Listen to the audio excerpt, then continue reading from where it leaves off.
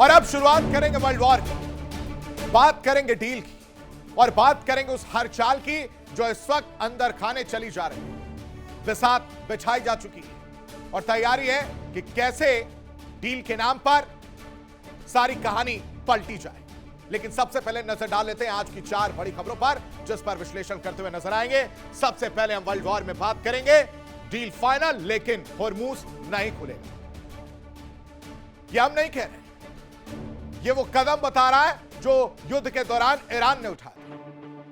Mines बिछा माहम 300 और ऐसी कई माइंस जो हैं स्ट्रेट ऑफ हॉर्मूज पे बिछाई गई। चलिए बिछा तो गई, लेकिन सवाल यहां यह हो गया है कि अब उन माइंस को हटाएगा कैसे। पता ही नहीं है कि कहां पर वो माइंस लगाई गई थी, कहां पर वो माइंस बिछाई गई। और इस वजह से अब सवाल मंडरा रहा है, पूछ रहा है कि भाई साहब ये माइंस वाला कार्यक्रम कब होगा। और अगर इन्हें हटाने में किसी तरह की दिक्कत परेशानी हुई तो यकीन मानिए स्ट्रेट ऑफ हॉर्मूज को खोलने की बात तो सामने आई है, लेकिन इसमें वक्त लग सकता है और यह वक्त बहुत लंबा हो सकता है। हफ्ते दर हफ्ते नहीं, महीनों लग सकते हैं। अब आखिर इसमें किसकी मदद से इन माइंस को हटाया जाएगा वो इनसाइड स्टोरी आपके सामने रखेंगे। लेकिन दूसरी बड़ी खबर जिस पर चर्चा करते हुए हम नजर आएंगे वो भी आपको बता देते हैं। दूसरी बड़ी खबर विश्लेषण करेंगे वो है कि अब जंग के बाद ताकतवर ईरान नजर आ रहा है। ये मैं नहीं, रिपोर्ट कह रही है और ये रिपोर्ट बता रही कि कैसे स्ट्रेट ऑफ हॉर्मूज से लेकर बाब अल मंदेब तक कंट्रोल में ईरान के पास। मौका दिया किसने? अमेरिका ने। युद्ध करके एक मौका दिया और ईरान को यह समझ में आ गया कि स्ट्रेट ऑफ हॉर्मूज की अगर नस दबा दी जाए तो वैश्विक स्थिति खराब हो सकती है और यह चीज ईरान को पता है और इस वजह से ईरान इस वक्त ताकतवर नजर आ रहा है। यानी युद्ध से नुकसान अमेरिका की नजरों में ईरान को हुआ है, लेकिन रिपोर्ट यह कह रही है कि ईरान पहले से ज्यादा मजबूत हुआ है।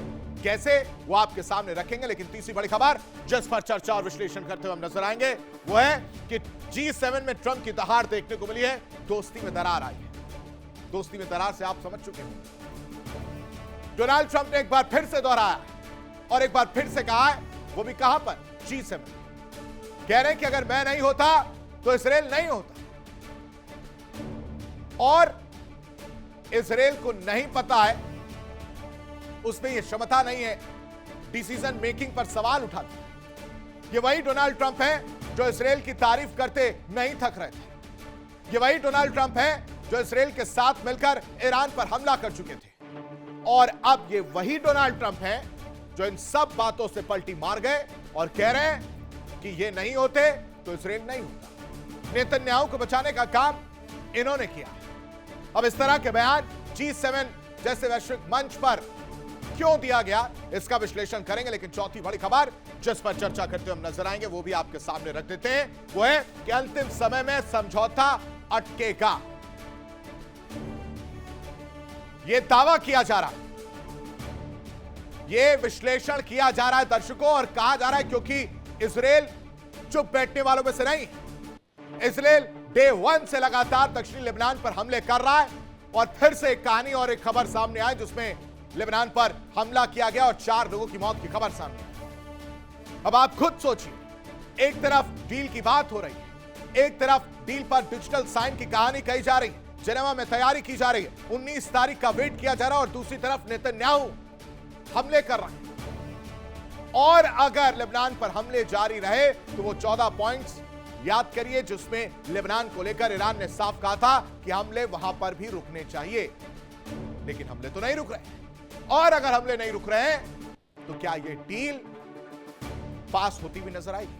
यही बड़ा सवाल है जिस पर विश्लेषण करते हुए नजर आएंगे 4 बड़ी खबरें जिस पर हम चर्चा करेंगे और आपको बताएंगे इसकी पूरी इनसाइड स्टोरी की कैसे वर्ल्ड वॉर में अब नेतन्याहू और ट्रंप के बीच दरार आ चुकी है। माइंस वाली कहानी को लेकर परेशानी जो है वो देखने को मिल रही है। फ्रांस ने हालांकि मदद करने की बात जरूर कही है, लेकिन इस मदद के जरिए क्या वो माइंस हटाने में काम आ पाएंगे? कितना लंबा समय लगेगा ये इस वक्त बड़ा सवाल बना मंडरा रहा है। तो ये 4 बड़ी खबरें, लेकिन सबसे पहले नजर डाल लेंगे आज की 4 और बड़ी खबरों पर। और वर्ल्ड वॉर में इस वक्त की बड़ी खबर का रुख करेंगे। ट्रंप का बड़ा एक्शन प्लान देखने को मिला। ईरान समझौते पर विरोध भारी पड़ा है। ये इस वक्त की बड़ी खबर आपको बता रहे हैं। अमेरिकी प्रशासन में बड़े फेरबदल के संकेत हैं। रक्षा मंत्री और CIA चीफ पर गाज की तैयारी नजर आ रही है। पीट हेग्सेथ और CIA प्रमुख की छुट्टी फिलहाल के लिए तय मानी जा रही है। ये बड़ी खबर है, ये बड़ा फेरबदल है। कहा जा रहा है कि ये डील के खिलाफ थे और इस वजह से यह तैयारी की जा रही है, लेकिन डील हो गई है, डिजिटली साइन भी हो गए, बयान भी आ गया। सबसे बड़ा सवाल लेकिन अभी भी समंदर की गहराइयों में दबा पड़ा है, या फिर कह सकते हैं कि छिपा पड़ा है कि आखिर हॉर्मूज खुलेगा कैसे। जिस जलमार्ग से दुनिया का करीब 20% तेल गुजरता है, उसके नीचे बारूद की बिसात बिछी हुई है और दावा है कि ईरान ने समुद्र के भीतर माहम 3 माइंस तैनात कर रखी है। और जानते हैं, हर माइंस में सैकड़ों किलो विस्फोटक है, यानी कुल मिलाकर हजारों किलो बारूद समंदर में। समंदर के भीतर मौत का ऐसा जाल बिछा हुआ है जिसे हटाना किसी एक बटन का खेल नहीं। अमेरिका कह रहा है डील के बाद रास्ता खुलेगा। ईरान भी आवाजाही बहाल करने की बात कर रहा है, लेकिन सवाल यह कि जिन पानी की गहराइयों में माइंस बिछी हैं, उन्हें निकालेगा कौन और कैसे निकाला जाएगा? ईरान, अमेरिका या फिर फ्रांस और ब्रिटेन की माइंड स्वीपिंग टीमें? क्योंकि एक भी बारूदी सुरंग, दर्शकों, अगर फट गई तो सिर्फ एक जहाज नहीं डूबेगा, पूरी दुनिया के तेल बाजार में विस्फोट हो जाएगा। हॉर्मूज में माइन का पहरा खुले तौर पर देखने को मिल रहा है और इसलिए सवाल उठ रहा है कि भाई साहब, इन माइंस को हटाने का काम कौन करेगा? कैसे समुद्री रास्ता खुलेगा? यह सवाल है। तेल की लाइफलाइन पर माइन का पहरा नजर आ रहा है। समंदर के नीचे बारूदी सुरंगें जो हैं वो नजर आ रही है और कहा जा रहा है कि 100 से ज्यादा माइंस बिछाई गई माहम 3। और इस माहम में करीब एक माइंस की अगर हम बात करें तो 340 किलो विस्फोटक होता है और 100 के हिसाब से अगर गुणा कर दें तो 34,000 किलो होने का अनुमान लगाया जा रहा है। आप सोच लीजिए ये जब फटेगा तो क्या स्थिति है। यानी पहले बारूद हटेगा और उसके बाद से समुद्री रास्ता खुलेगा, लेकिन ये खुलेगा तब जब वहां से माइंस हटाई जाएगी। लेकिन माइंस हटाने के पीछे की तैयारी नहीं, कौन इसकी पहल करे और कहां पर ये माइंस बिछी हैं, किस जगह पर बिछी हैं, ये याद ही नहीं। तो ये पूरा कार्यक्रम कैसे होगा, ये इस वक्त बड़ा सवाल है।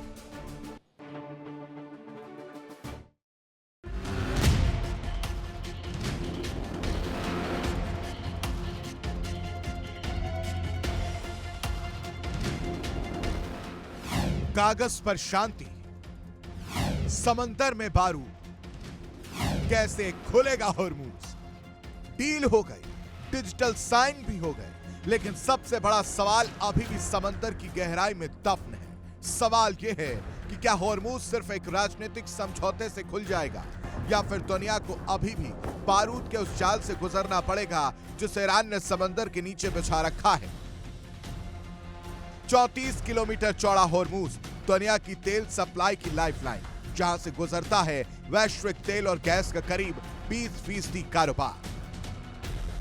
लेकिन आज इस समुद्री रास्ते के नीचे मौत का सामान बिछा हुआ है। रिपोर्ट्स के मुताबिक ईरान ने पानी के भीतर माहम 3 नाम की 100 से ज्यादा समुद्री माइंस तैनात कर रखी हैं। हर माइंस में करीब 340 किलो विस्फोटक है, यानी समंदर के भीतर हजारों किलो बारूद छिपा है। दावा तो यहां तक है कि पूरे इलाके में लगभग हर मीटर पर 1 किलो विस्फोटक के बराबर खतरा मौजूद है। अब जरा सोचिए, ऊपर से गुजरेंगे तेल के टैंकर, कंटेनर जहाज और युद्धपोत, और नीचे बिछी होंगी बारूदी सुरंगें। एक छोटी सी चूक और समुद्र में आग का ऐसा गोला उठ सकता है जिसकी गूंज पूरी दुनिया की अर्थव्यवस्था को हिला दी।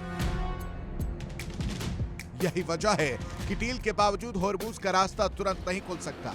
जानकार मानते हैं कि माइंस हटाने और समुद्री मार्ग को पूरी तरह सुरक्षित बनाने में कम से कम 30 दिन लग सकते हैं। कुछ सैन्य आकलन तो 6 महीने तक का वक्त लगने की बात कह रहे हैं।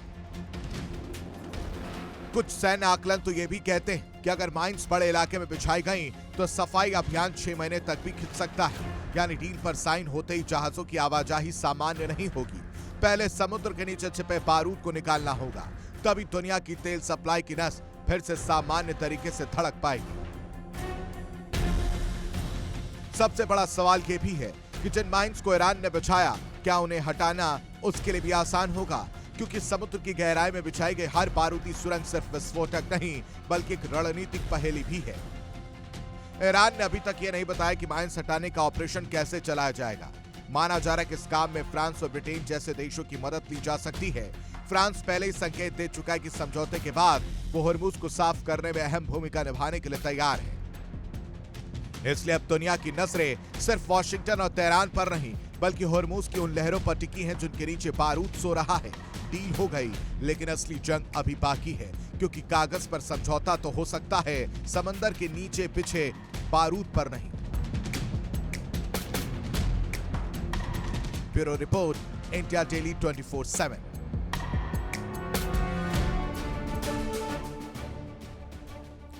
तो समंदर के नीचे बारूद का क्या होगा? होर्मुज खुलेगा कैसे? जब समंदर के नीचे अभी भी बारूद सो रहा है, तो क्या डील के बाद भी होर्मुज बंद ही रहेगा? क्या समंदर के नीचे छिपा बारूद शांति की राह में सबसे बड़ा रोड़ा नहीं है? और क्या दुनिया की ऊर्जा सुरक्षा माइंस हटाने के इस मिशन पर टिकी हुई? आखिर समुद्री रास्ता खुलेगा कैसे? यह इस वक्त का सबसे बड़ा सवाल है, क्योंकि समुद्र से बारूद हटाना इतना आसान नहीं है दर्शकों। पहले माइंस की सटीक लोकेशन की पहचान करनी होगी।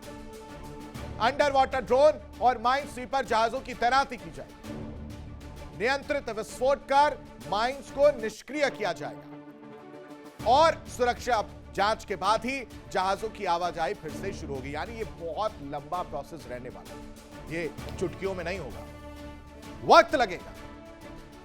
और कितना वक्त लगेगा वो भी समझना बेहद जरूरी है। वक्त को लेकर विशेषज्ञों के माने तो कम से कम 30 दिन का आकलन किया गया है और कुछ आकलनों में कई महीनों तक का वक्त बताया गया है। यानी हर माइंस को अलग अलग खोजकर हटाना पड़ेगा कि ये माइंस यहां पर है, पहले तो उसको ढूंढो कहां पड़ा हुआ, फिर वहां से उसको हटाओ। और जरा सी चूक हो गई बॉस तो वो निपटा देगा, ये ध्यान रखना होगा। लेकिन ये ईरान के अकेले की बस की बात नहीं है, तो इसमें मदद कौन करेगा? मदद के लिए फ्रांस की बात सामने आ रही है। ब्रिटेन ने भी माइंस हटाने वाले जहाज तैनात किए और तो और अंतरराष्ट्रीय सहयोग से होर्मुज को सुरक्षित बनाने की तैयारी है। यानी होर्मुज की सफाई इतनी आसान नहीं रहने वाली, बहुत कठिन। नीचे बारूद है, ऊपर दुनिया की नजर है। तेल की लाइफलाइन खोलने से पहले माइन मिशन कंप्लीट करना। देखिए इंडिया डेली 24/7 अब आपकी स्मार्ट टीवी पर। इंडिया डेली मौजूद है सभी डिजिटल प्लेटफॉर्म पर लाइव और लगातार। इंडिया डेली 24/7 हर दिन राष्ट्र को समर्पित।